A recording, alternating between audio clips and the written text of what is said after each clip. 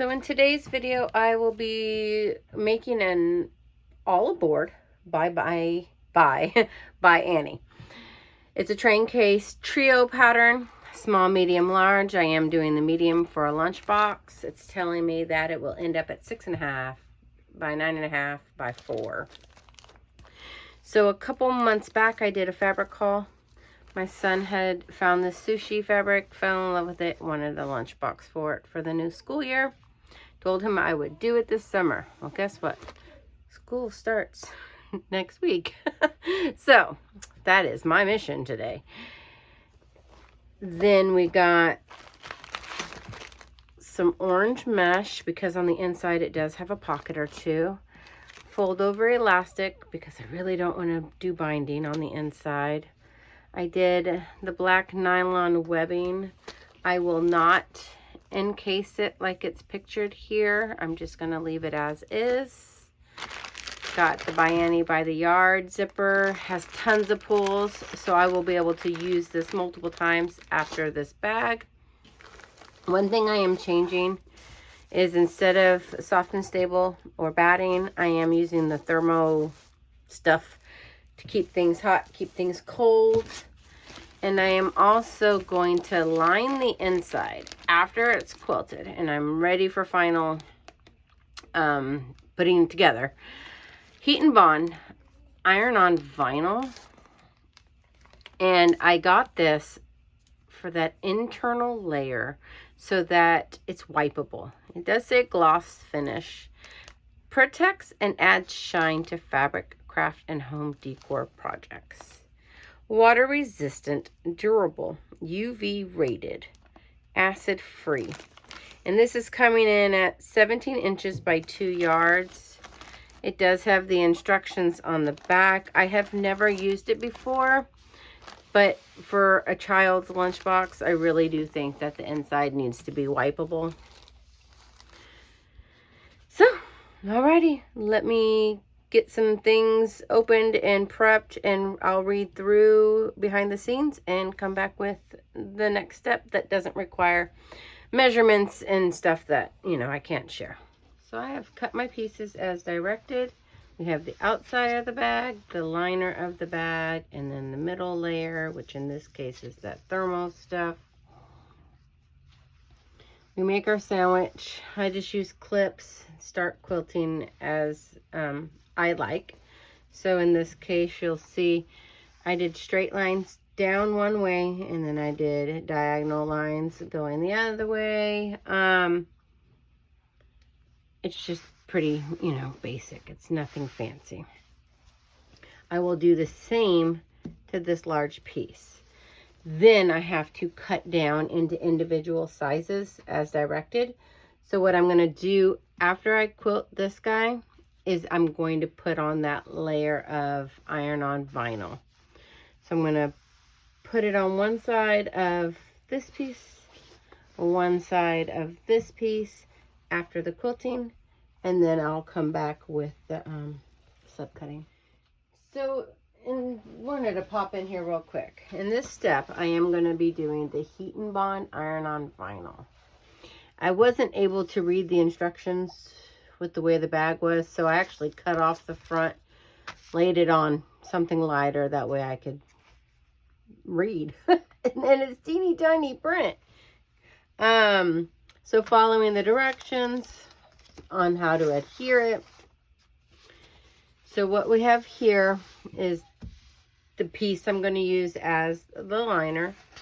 I'm going to take my now cut vinyl, right? I cut it to size. When I get to the ironing board, I'm going to peel off the gridded paper, which will then be the sticky side.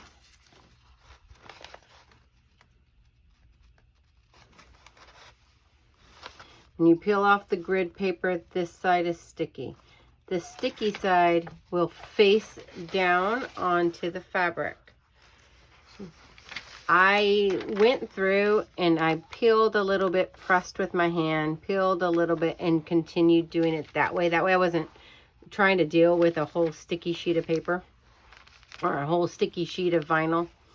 So I would peel a little bit, press with my hand, peel a little bit, and I just continued on. And that is this piece here. You can even see the shine. Yep. So on the ironing board, after I did that by hand, you save the grid paper. You take the shiny plain side down and you press your iron according to directions. I could have left it this way, but I didn't want to risk, you know, slipping and sliding. So I actually went this way, pressed, you know, move the iron, move the paper, pressed again, and I continued that all the way down. I am quite pleased with it. Now that it's cool to the touch, it's kind of cool, you know, in general. It's, I don't know, can you hear it? Right? There's vinyl on my cotton fabric now. I wanted to do this after the quilting so that I avoided putting all those holes into a water-resistant layer. I will then cut this down according to directions, and I'm going to adhere the vinyl to this one and then cut it down. It was a fun product. Be super careful not to hit it with the iron, right? Because it's going to melt. The paper was neat. It didn't ever feel hot. Didn't smell like it was burning. Nothing. It's a very nice layer on the other side of that sticky vinyl. So all the pieces with the vinyl on one side have been cut per directions. I have my lid, I have the bottom, I have a back panel, and then I have the two pieces that'll end up being the zipper. So on to the next steps, which are the pockets. I will be using mesh. There's an upper pocket, and if I remember correctly on the sample I saw, it goes on the lid, kind of like where you can put napkins and forks and stuff. And then, let's see. And then it's telling me a back pocket. So I think it goes with this, and again, just something small. It is actually calling for fold over elastic. Originally, in the very beginning of this, I said I bought this in place of doing the bias binding. I do see a couple spots where I might need to make binding, but I am going to use this in both places, where it's calling for it on the pocket and where it's calling for traditional. So mesh is kind of funky if you've never messed with it. In some cases it can stretch, right, if it gets pulled. And then same with this. So it lays there, but if you pull it, it stretches.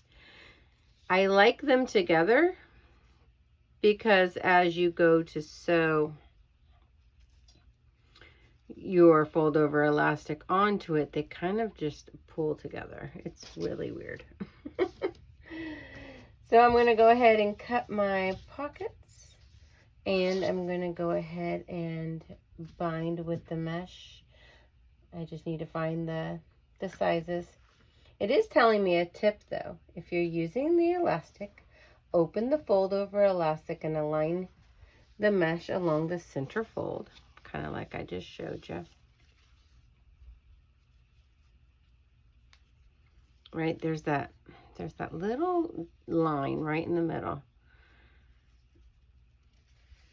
Fold the elastic over the mesh and stitch together along the outer open edge. So that goes there. You fold where that discolored, not discolored, it looks like a strip on the elastic that doesn't have any satin effect to it. And then when you're running through your machine, you're stitching here. And the beauty of it being the center, then you know both sides are going to be the same. So as long as you're catching that edge, you'll catch both edges. So when it comes to the fold over elastic part, I do things just a tad bit differently. If the piece is calling for 1, 2, 3, 4, 5, 6, 7 inches, let's say on the mesh and on the elastic, I actually only do it at 6. And the reason is because it's stretchy and I want it to get tighter. On one of the parts, and I was going to omit it completely, but then I realized I could do it out of the mesh. It wants a sleeve on the bottom of the bag so that you can put like plexiglass or something underneath it for stability. And instead of doing that with fabric and with the hard plastic or the plexi or the cardboard, I'm actually going to do it with the mesh. And that's where I'm going to insert the ice pack during use. And so I want my edges to be tighter. They'll be able to stretch to insert the ice, but then I want them to bounce back and kind of seal the ice pack in. And so you'll see here, they wanted probably, 10 inches. Well, I cut it at 9. This is the top pocket for the lid. And you can see it just pulls it just enough. When I go to build the bag, right, I'm going to pull it and clip it and stitch it where it's supposed to go.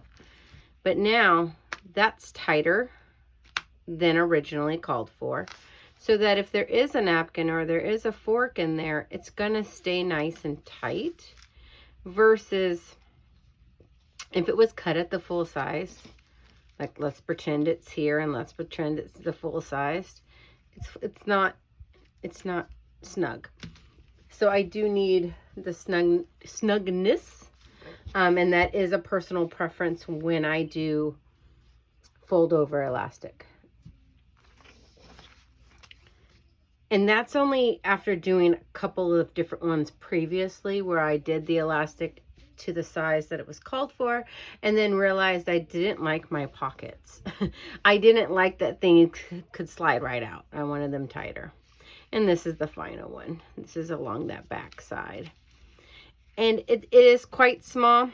I don't really know what he'll end up using it for. Unless it's almost like a condiment, right? Ketchup or barbecue sauce. Something small could possibly go back there. But I don't really see him. He's only 8. I don't see him using a pocket that small often. But I could stick a piece of candy in there every day. That was just, oh, hey, that just came to me, right? Because that would be cute. It's just a teeny weeny little pocket. It's just going to be able to fit one small thing. Maybe I'll surprise him with that. So yeah, I just wanted to pop in here and show that real quickly. That is how I alter it due to my likes. And then due to the stretch, I clip the corners. I stretch and I find the middle and I clip the middle, and then I go to the sewing machine and I work my way down. So after applying my modified handle, because originally it wanted the casing, stuffed it with the strapping, I'm just doing it this way. I did it with black. I used the same creamy taupey color that I quilted it with. I realized I've now punched holes in my vinyl here. That doesn't make me happy, but there really would have been no other way unless I would have done the handle first, but then I couldn't have, heat set that vinyl.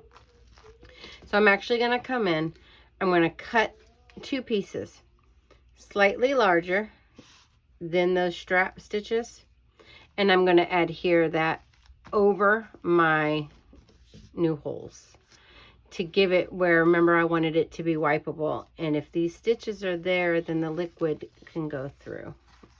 That doesn't please me. So I'm going to try to come in here and show you. I really can't even find it. So the piece I cut went right here, and across this top. There it is. Can you guys even see that? I really doubt it because of all the reflection. I can barely see it. So after following the pressing directions again, I pressed vinyl to vinyl versus vinyl to cotton. and it has melted right into it. So now I feel much better about the water resistant portion of this, knowing that I was able to put that piece of vinyl over those new fresh stitches. So I just finished up adding the double zipper, which, remember, I used the byAnnie zipper by the yard with a whole bunch of different pulls. So I put that in as directed. Now I need to attach that back panel here and the back panel there.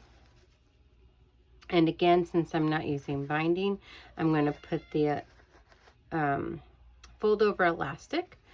But this time, instead of cutting it smaller, right, for that extra tightness, I'm actually going to cut it to size. I don't want it to stretch and get super tight on me. I want it to be in place of binding. Remember, this wouldn't be how it would look if I followed the directions. I like to have the tightness on the edges. So I'm going to do that real quick. Again, just like I showed, I'm going to put the elastic and use my handy dandy clips and follow suit. One step that I didn't do on camera was rounding the corners. And I just use a round lid. I go up on the cotton side, draw. You can even see my pen there. I draw it, I clip it. I did it where it told me to do it. So now comes the fun part. Clip, clip, clip, clip, clip some more. I use the big standard, right? The Wonder Clips. Not big. I guess the standard, the normal, original Wonder Clips on the straight parts. Then I use these teeny tiny little Wonder Clips, same company, around the curves. I do need another package of them because I like to have more at a time. The only reason why it looks super wrinkly is because of me changing that elastic. If this was the full size, it wouldn't be pulling in. All these would be nice and straight. So I know that the sizing is fine when I do that. It just looks funny at the moment. When I go to mark, I really, I like this guy. He's a Pilot Erasable Frixion Fine Liner. I don't use them on the front of fabric very often, but I like to use it on when it says to find your centers. Can you, I don't know if I can't even see that. When it says to find your centers and mark them, I do like this pen for that. There it is. And then if it was black fabric or purple fabric or blue fabric, I'm a fan of the water soluble pencils. So this one is white water soluble pencil. I also have like the chalk ones. So this is a Clover Japan water soluble pencil in pink. Either way, it's not permanent. It's not, you know, we don't need to see the lines later. When I was doing the hand strap and it wanted me to mark my measurements, I did use that white water soluble. It'll just wear off. It'll just disappear over time. And then these little guys. I have to talk about them real quick. So I buy for my long arm pre-wound Magna Glide Delight bobbins. Well, they always come in these fancy dancy little containers. So when I run out of, you know, I finish up a bobbin color, I just throw away that piece of paper. I guess I could take off the sticker too. And then I reuse these containers. So one holds the standard, one holds those little guys. I have one full of safety pins. I have one full of empty bobbins that would just get filled, or even traveling when you're going to classes. So, and that's actually the lid that I use to mark my rounded edges. I'm going to go ahead. I'm going to stitch it together once first without the fold over elastic. I do believe if I was using the binding, I would actually put the first round of binding on at this stage. But I do want to get like 1/8 of an inch stitched.